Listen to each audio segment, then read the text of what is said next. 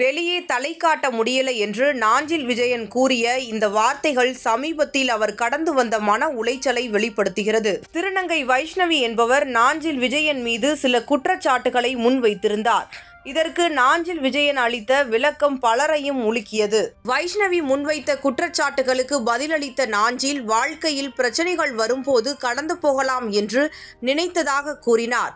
ஆனால் தொடர்ந்து விமர்சனங்கள் வந்ததால் தற்போது விளக்கம் அளிக்க வேண்டிய கட்டாயத்திற்கு தள்ளப்பட்டதாக தெரிவித்தார். சமூக வலைதளங்களிலும் தொலைக்காட்சிகளிலும் தன்னை பற்றி தவறான கருத்துக்கள் பரப்பப்படுவதாகவும், இது குறித்து தன்னுடைய குடும்பத்தினருக்கும் நண்பர்களுக்கும் விளக்கம் சொல்ல வேண்டியிருப்பதாகவும் அவர் வேதனையுடன் கூறினார். முன்னதாக யூடியூப் சேனலில் உதவி இயக்குநராகவும் மற்றும் வெப் சீரிஸிலும் நடித்திருக்கிறார் வைஷ்ணவி.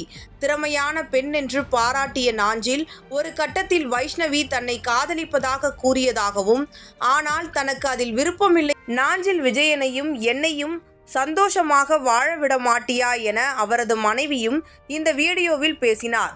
மேலும் தனது கணவர் 3 லட்சம் வாங்கியதற்கான ஆதாரம் இருக்கா என்றும், தன்னுடைய கணவர்தான் பலருக்கு காசு கொடுத்து ஏமாந்து போனவர் என்றும் சப்போர்ட் செய்து பேசியுள்ளார்.